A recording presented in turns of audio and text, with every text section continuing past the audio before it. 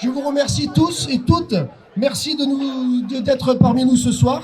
Et je donne la parole à monsieur Pierre Corporandi, le maire de Puget-Théniers. Merci pour tout.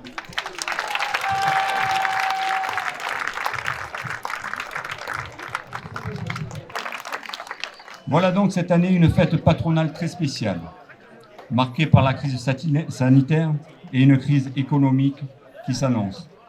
Ces derniers mois ont mis en évidence toute la fragilité de notre monde actuel. Mais gouverner, c'est prévoir. Au cours de la campagne électorale que nous avons beaucoup écoutée, les personnes que nous avons rencontrées, bien sûr, et nous avons été convaincus que le temps était venu pour nous de proposer un autre modèle en mettant au cœur de notre action deux politiques transversales.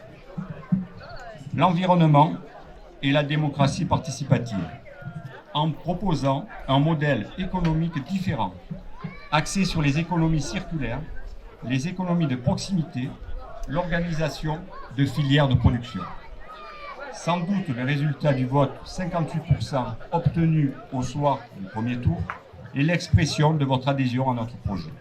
Et je tenais à cette occasion à vous remercier très chaleureusement et très sincèrement. Dès notre installation, nous avons travaillé sur ce sujet. Et aujourd'hui, je suis très heureux de vous annoncer qu'un médecin sera à Puget 3 jours par semaine dès le début novembre, le docteur Dietz.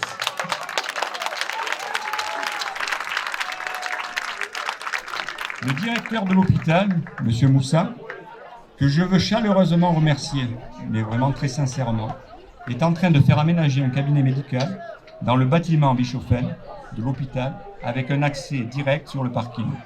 Ce cabinet est mis à disposition du médecin qui pourra le partager avec d'autres confrères à l'avenir. Merci, directeur, et bravo à vos équipes pour tout le travail que vous faites au quotidien pour ce bel hôpital de Puget-Théniers. Je ne sais pas, il est là. Mais il est vrai que nous voulons aller plus loin et nous avons la ferme volonté d'ouvrir une maison de santé le plus rapidement possible, en pleine concertation avec les professionnels de santé et avec l'appui, bien sûr, du conseil départemental, il est là cette fois, et de la communauté de communes qui en porte la compétence. Nous avons besoin de vous. Le vivre ensemble est une affaire, et l'affaire de chacun d'entre nous, et mérite l'implication de tous.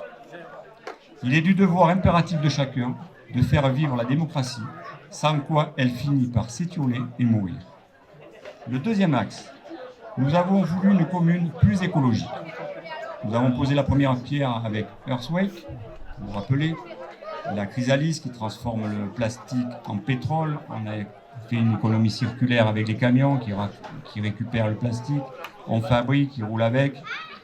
Ça a été un événement largement relayé par les médias. On a fait d'ailleurs le 20h de TF1, FR3, de nombreux médias.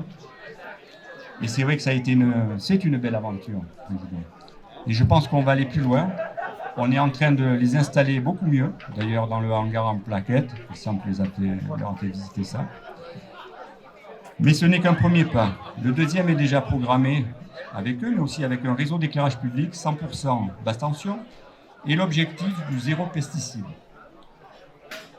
Il est où, Serge? C'est un responsable, ça. Cette année, notre commune participe à l'opération Famille Zéro Déchet, organisée par le SMED et la communauté de communes Alpes d'Azur. 17 familles se sont engagées dans cette démarche. Visant à réduire leur production des déchets, elles participeront de septembre à juin à des ateliers thématiques gratuits sur le compostage, le tri, le gaspillage alimentaire, le jardinage au naturel. Le mercredi 23 septembre au matin, une journée nettoyage des rives de la Roudoule, initiée par le SMIAG en partenariat avec le pôle environnement de la communauté de communes Alpes d'Azur, est également prévue. Nous continuerons à agir sur notre environnement grâce à deux leviers. Économiser l'énergie en limitant le gaspillage, en investissant dans des matériels répondant aux normes environnementales les plus exigeantes, améliorer l'indépendance énergétique en développant les filières locales permettant la production d'énergie, notamment avec le bois et les microcentrales. On a un beau programme là-dessus et c'est vrai que j'espère les prochaines Saint-Nicolas vous annoncer de belles choses. Alors il est vrai que traditionnellement, la Saint-Nicolas, c'est l'occasion de parler des réalisations, de financement, mais moi j'ai préféré vous parler des orientations et du chemin que nous voulons prendre. Des projets que nous avons, et des projets nous en avons beaucoup. Vous l'avez vu dans le cadre de la crise sanitaire, nous avons été omniprésents pour soutenir les artisans, les entrepreneurs, les commerçants, tous ceux qui avaient des difficultés pour traverser cette période particulièrement difficile, et nous continuerons. Également, bien sûr, dans les transports. Et tu l'as dit, la région a la compétence transport. On a un gros projet d'aménagement autour de la gare. On y travaille d'arrache-pied avec le maire pour faire en sorte que ce projet aboutisse dans les conditions souhaitées par la municipalité. Ça va dans le bon sens. Également dans la modernisation de la ligne, puisque nous avons voté plus de 50 millions d'euros pour le train des Pignes, pour changer le matériel roulant, ce qui nous permettra d'avoir une ligne particulièrement performante, parce que la mobilité est aussi un véritable enjeu pour nos territoires. Sincèrement, quand on vient à Puget-Théniers, je l'ai déjà fait au moment de cette belle journée sur les associations, on sent que quelque chose se passe, on sent que les choses ont changé, on sent qu'il y a de la dynamique, on sent qu'il y a une vision dans le regard des Pugetoises et des Pugetois, on sent qu'il y a un avenir que l'on a envie de conquérir. Eh bien, sincèrement, cher Pierre, ça fait plaisir. C'était un moment que nous attendions. Jean-Paul vient de s'exprimer. Il a dit énormément de choses.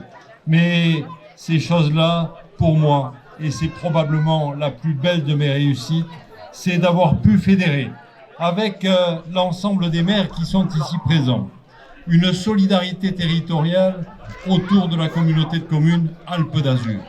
Parce que Puget-Théniers, même avec sa force, parce que Puget-Théniers, même avec son caractère d'ancienne sous-préfecture, parce que Puget-Théniers, même avec son ancrage solide de l'industrie, de l'imprimerie, dont tu es l'un des porteurs aujourd'hui, de l'industrie du chemin de fer, avec le chemin de fer de Provence, avec cette ancienne sous-préfecture et tous les services de l'État et du département, n'est pas suffisant pour porter un projet de territoire.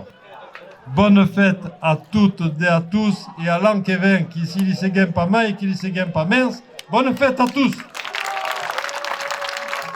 Vive Puget-Théniers, vive les Alpes-Maritimes et vive la France.